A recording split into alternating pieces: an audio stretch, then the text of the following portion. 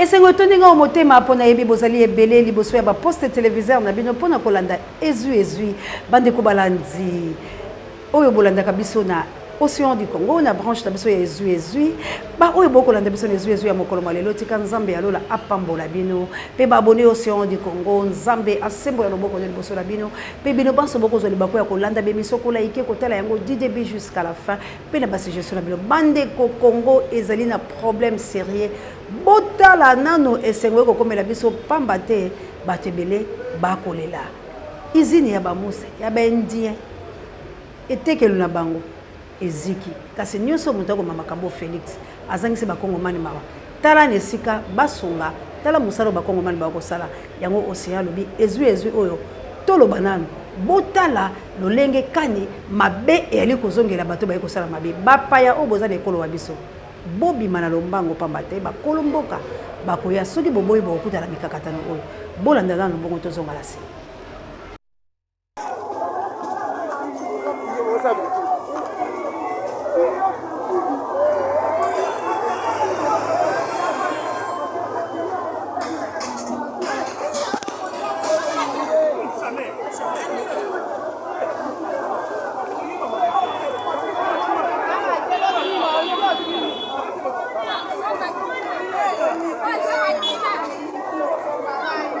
bande ko ngai bilo moko bomoni ete ba éponge koleka ba mampa ba mbongo ba nini moto ekopela kasi mobondi saalité ote ko lobaleka ba pompier awate ba ya kanokite eko simba bisike ko simba pona ni makambo ezali ko salama e ali pambate bato bateki biloko oyo ba ko nyoko ba kongomani tala bato ba ko zo biloko wana ba travailler musu bomoni ene loko abwaki bu pa buka porte pa ba kota bazu nini esali bo passe motema ya mawezo ngite ezali te boye na ngai boye ko sala yango te na ko bondisa motema yende kasi bandeko oyo pase ko sala bango yango muli ba ko sala biloko boye pola nini bino bo utila bamboka mpaya boye na mboka ya baninga olie boye ko luka bosunga bakole ekolo bapesa bino nzela bino bo botoli bango biloko bya bango bozangisi bango biseli tala ndenge ba ko sala cause ya biloko ya lila Chilombo pambata ibaki baponami Chilombo andimi ko nyoko biso na esika oyo longo banite ndeko na ngai ndenge nazali awa boye mando militaire ko ya lelo tolobi pona nini balobi na ngai soki na tikite bakolakisa ngai o nanu ngala mona te yango la ko répondre bango te bisika auto analysaka na yeko ya na bango awa na ezui bande ko na ngai soki bino botiki te bokomona pe oyo nano bino bomona te pamba te ngai naza ko telema na cause juste soki bakambo na sala kezalaka mabe mbele bino ifo bolakisa nga malamu parce que contraire ya mabe et ali ko telesa moto bolamu kasi wuto na bande ko banda koloba na koloba kaka oyo bino boko sala ba kongomani botalesa nga ya solo soki Félix azoki maponami bande ko ya cour constitutionnelle bazali wana ba bimisa biso mikanda nanga bimisa mikanda oyo etalisi ete Félix azoki maponami soki Félix ya solo azoki maponami Kabila atika ko denda la ye ekolo Congo soki Félix azoki maponami bande ko ya IDPS bosala et tumbala bino bolongolo na saba nzete botel sa biso pe sengo ya pouvoir mende ko langai ya solo botalaki kasi cordon zong c'est la bilo maloba oyo bato ya IDPS bango moko bazo reconnaître ete bazaka bato ya bilobela bazo reconnaître ete o baloba kezaka ya pamba kasi minoko ya bango bako chango wapi tango toko benga na bango antenne pa la bilo ami pourquoi antombola salama yele papa nazo senga salama yele biso bato ya bilobela oyo toko kende wapi na bana toko kende wa comment na tolo baka boy bato bamonaka esuka bango na motema mais bazoze na mokolo yango nakozwa Martin nanga na tina mapeka nazokende vers Brazzaville babengani nga te na Congo menga moko mba yango tozosenga moko bandeko na ngai tango bato bako reconnaître ke bazaka bato ya bilobela yo lobi biso to koloba to ko sala mabe nga Océan na koloba ka makambo ya solo kasi ndeko na ngai ezaka nango ngai te o elaka nde mokolo Congo nda lata nzoto po ya koloba elanga na ngai te soki ya ngamela kala besoin protection na bino soki sala ngamela ke na ko luka ta bino bino bomoni na luka ka bino bino ze batu boya ka faire ngai po bo intimider ngai po bomoni ke malobo na ko lobeza sérieux pe la mitema na bino boye ba ke na lobaka makambo ezaka ya solo pe bo kamo ka ndenge ni na yebaka makambo bino bobombela lokuko na yeko lobango ah bande ko langa to ka soni to tika ko intimider batu plutôt bo futa peuple hein plutôt bo la kisake bino bozaki eli hein to kanga ba génocidaire hein Félix Kabila kangamako lelo oyo bande ko zangai bolobi Kofi tout le dans vidéo oyo ya mona poto moko bola ebité ce qui peut Kofi ala tout la dans Kofi Olomide c'est bien moi archevêque le Bobo monsieur Zéro Fener yo zaki le mieux placé à comprendre que na famille na yo tata botiyo mama botiyo baleki na yo bavana na ba HLM tu es le mieux placé vous allez le mieux placé à rouiller ba via maman na yo auto kufa na FD donc ndako ya chambre mo na salon awa na France na HLM o yusundu akoki jamais pour vendre sa maman na ba condition na awa na Paris vous le mieux placé nous va qui temps ko finga biso ba to vendre ba HLM yoko sala maman Olive Lembe réflexion te yoko lobela ba congolais te soko yebi ya soro ke nzale zaka na Congo tango tamula mituka ya malonga mituka ya cher mibenga bosa mboka pesa nga adresse na bino pesa nga adresse coin endroit précis oyo ko notika seka loso na Congo bande ko ngai boyoki garçon makambo bila ko fiolo mede vraiment ils ont encore concerné ngaité ça m'intéresse pas et puis ça place beaucoup la ko taté parce que na répondaki yango mais tellement beaucoup tuna bolinga mamo c'est alo bato ndeko danga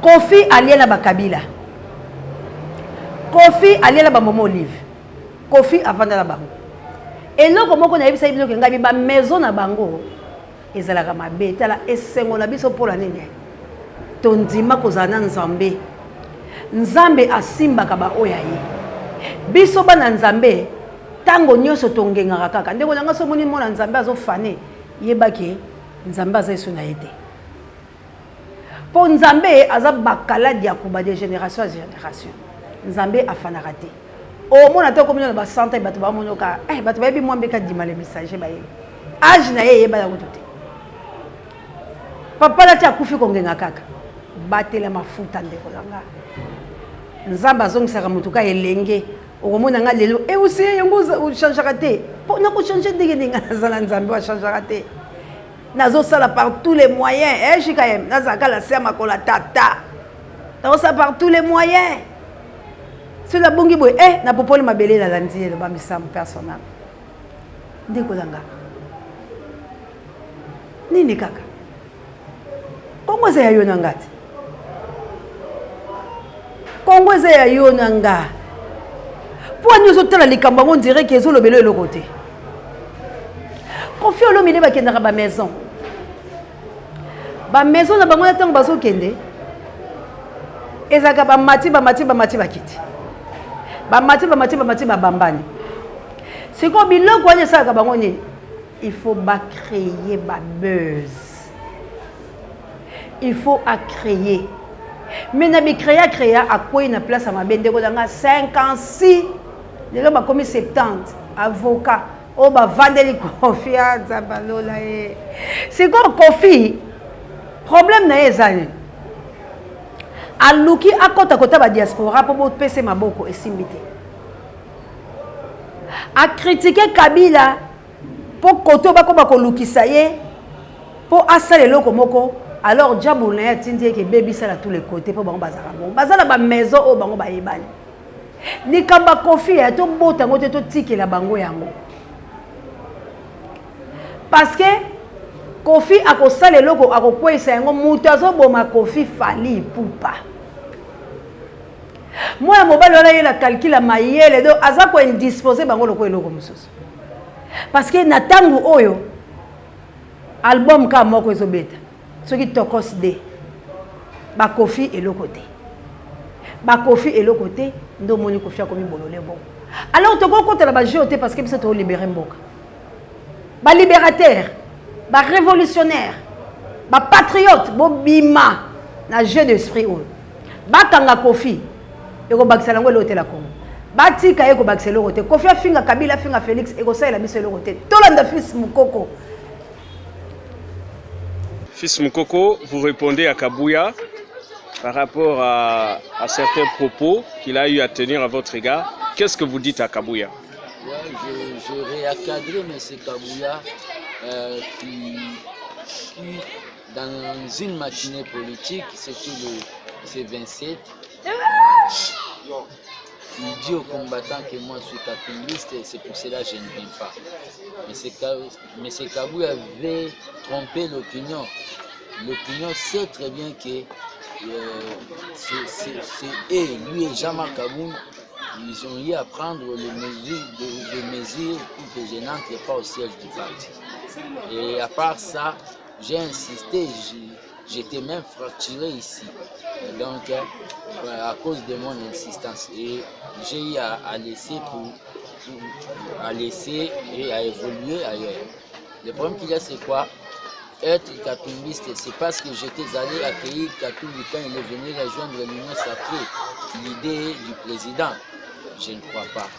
Être katumbiste, M. Kabouya, ma vie, avait une carte de membre de l'ensemble, j'en ai pas.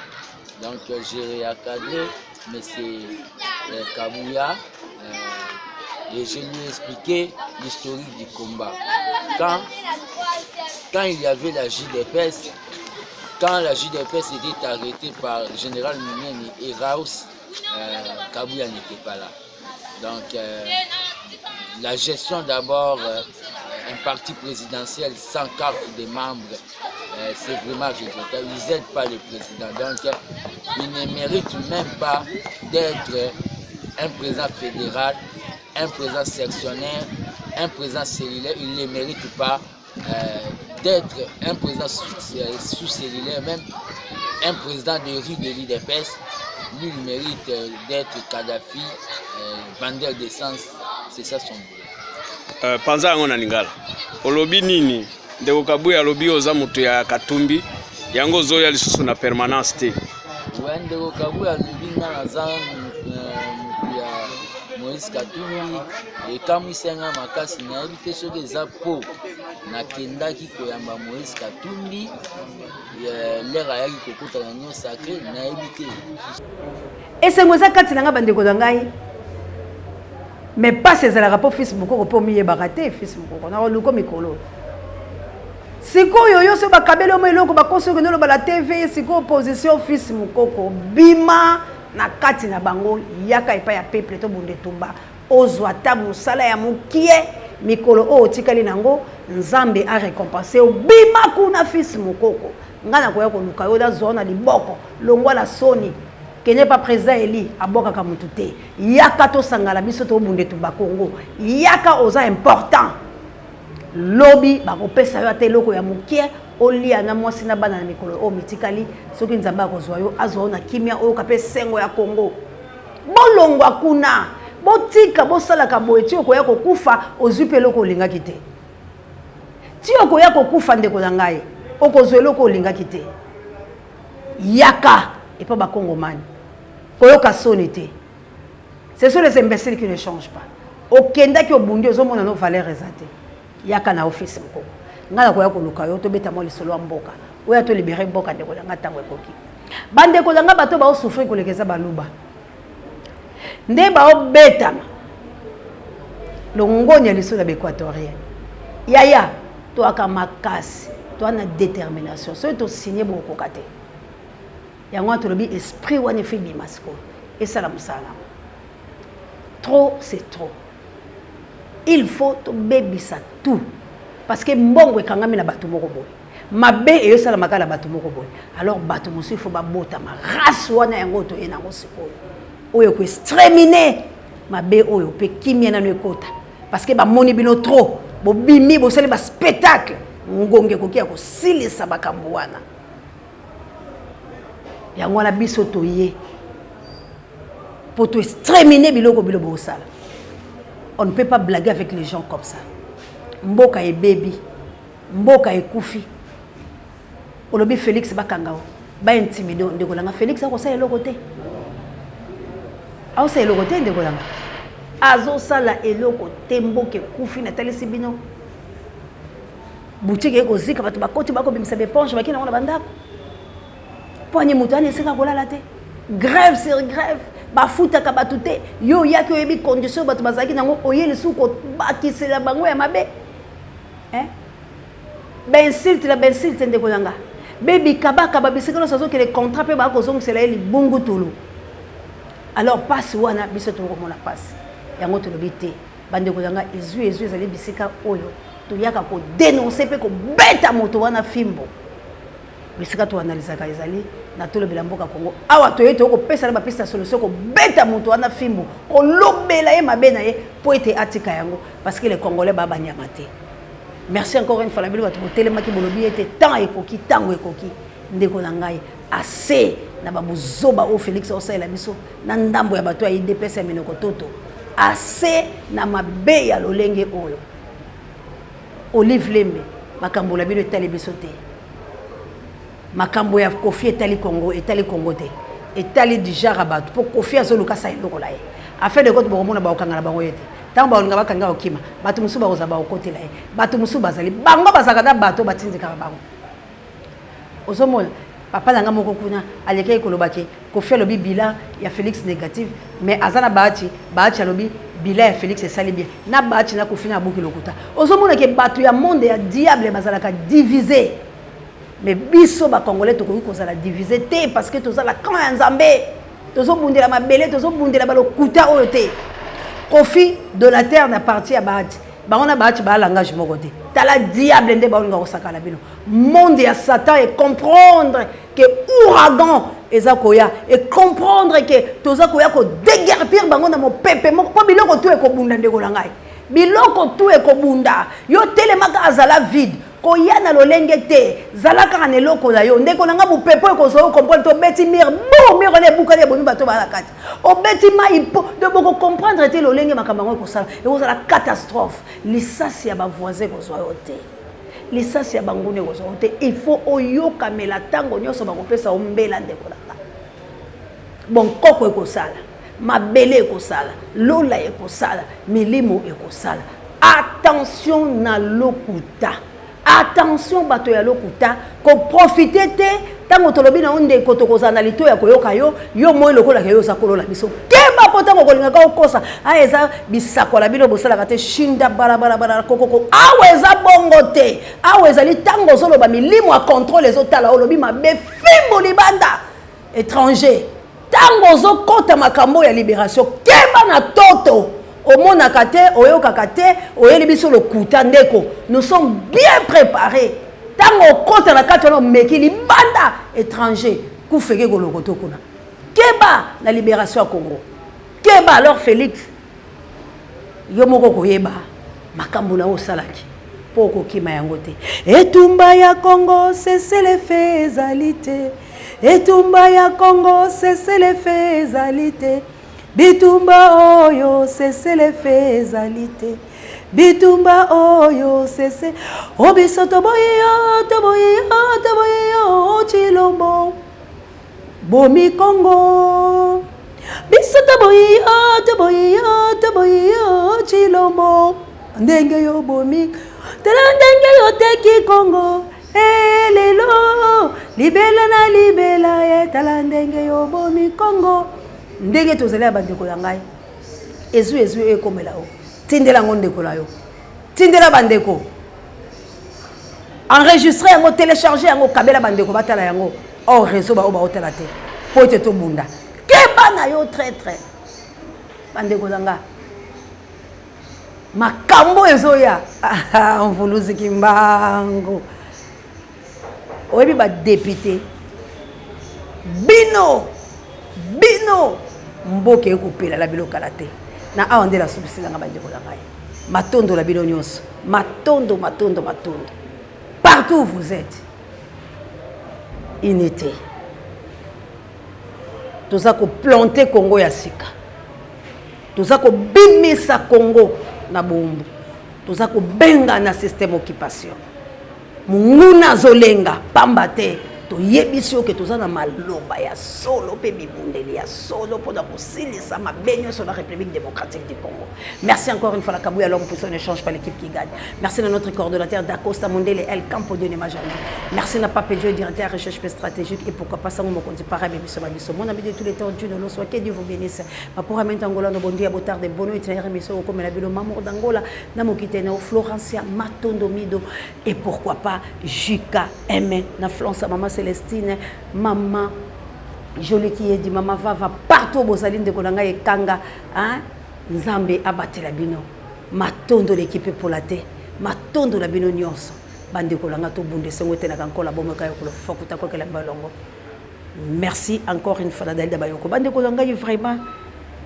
Photo au Bogomona, wana seme qui n'angaï na base tamso bakundi lelo qui l'a me plus 49 pour que le connaît fa pekato ya soleil on est ensemble seme qui n'ango to kufela ki et bien comme que na poto batala ki yango déjà bakangaki na banzi lelo si je me trompe pas baki kotika ye ni photo wana e kaboli biso la bino tozala bomoko bande ko ngai to bunde tumba kozonga simate yandike benda singa yandike talaka na ni mave otala la simate no kite kotikala libanga ya mungwa lokola mwasi alote kozana bilulela te nyoso komona soki ziki ko récupérer yango liboso yo se concentrer na libération. Merci na bino nyoso bipa imi sezali nzambe alola abatela biso na bino soka zongete donc otala bino numéro ya sika kaka ya libération. S'abonner massivement. Bye. Gloire soit rendue à Nzambian Pongotolendo, le Dieu de nos ancêtres, le Créateur de toutes choses, celui qui nous donne la force. Je tiens à honorer aussi tous nos martyrs, tous ceux qui sont morts pour la cause africaine et qui se battent encore jusqu'à ce jour. Thomas Sankara, Emery Patrice Lumumba, Dessalines, Cheikh Anta Diop, Toussaint Louverture, à toutes nos glorieuses reines courageuses, comme la reine Nzinga, Mama Kimpavita Mama Ngunga, la reine Asantewa, j'oublie pas Simon Kimbangu, André Grenat Machua et beaucoup d'autres. Je viens dans cette vidéo parce qu'il y a un drame encore qui vient de tomber. L'Afrique est endeuillée. Ce matin, nous avons reçu des images, j'en ai reçu deux, d'autres dans la Méditerranée où on a vu un enfant mourir et l'autre dans le désert que vous avez tous vu. Chers amis, c'est l'heure de la solidarité. Nous avons coutume à dire toujours que ce sont nos dirigeants. Nos dirigeants ont leur part de responsabilité. Moi je dis bien, dites-moi quel dirigeant que vous êtes, quel dirigeant pardon que vous avez, et je vous dirai quel genre de peuple vous êtes. Tant que nous ne nous lèverons pas dans des manifestations, tant que nous ne nous lèverons pas devant ces dirigeants-là, prêts à aller jusqu'au sacrifice, rien ne changera, ils ne bougeront pas.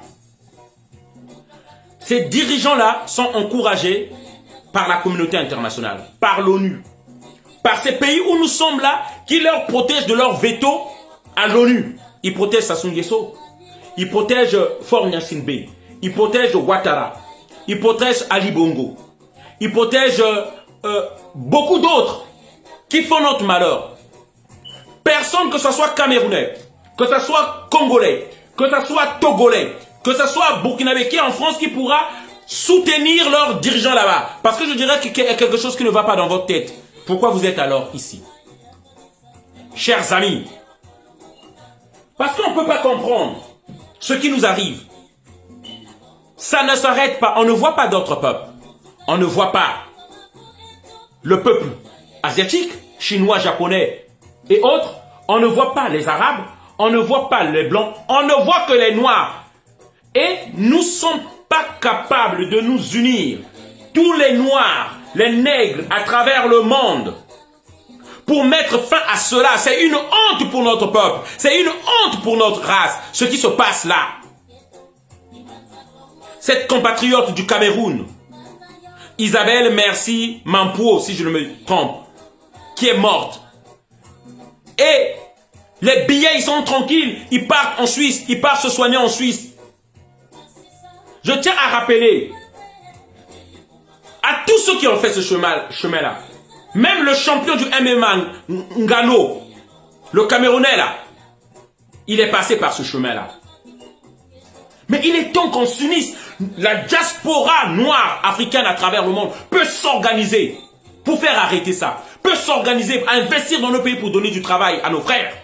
Il nous manque qu'une volonté d'unité. Ces images-là nous font honte. C'est pourquoi je vais vous montrer. Là, la première image.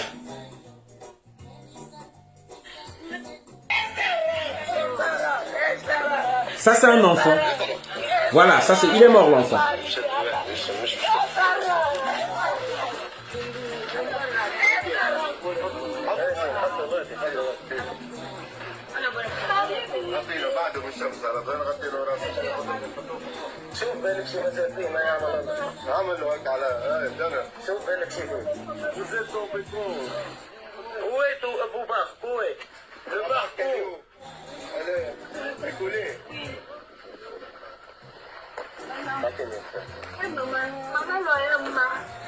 Voilà, l'enfant il est mort, vous l'avez vu. L'enfant il est mort.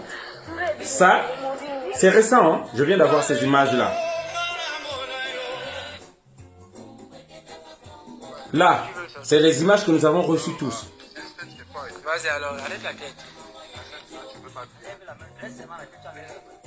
Voilà notre sœur camerounaise, nous sommes quittés à Douala depuis le 20 juin 2021.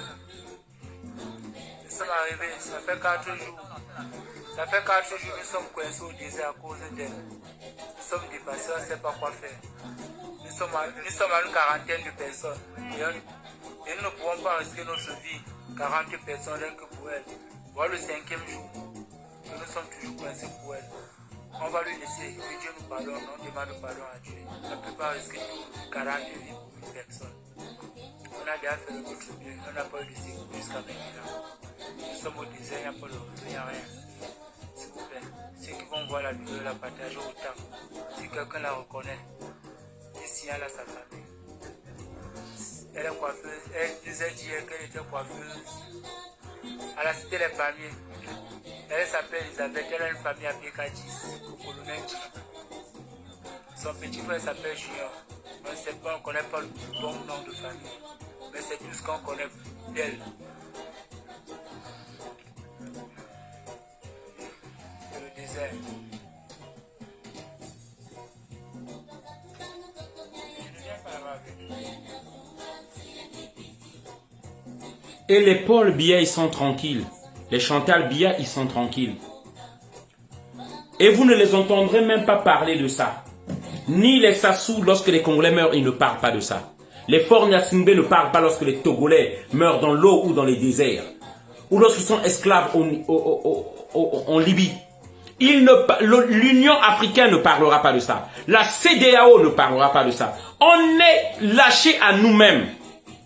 Les Francis Ngannou, les champions du MMA sont passés par là. Aujourd'hui, c'est le Cameroun qui le félicite. Chers amis, il est temps. Moi, je ne sais pas. Le peuple juif qui a erré moi pendant 1000 ans sans terre. On leur a donné une terre où il y avait des autochtones, bien sûr, et l'autre là. Mais ce peuple-là est resté debout grâce à leur solidarité.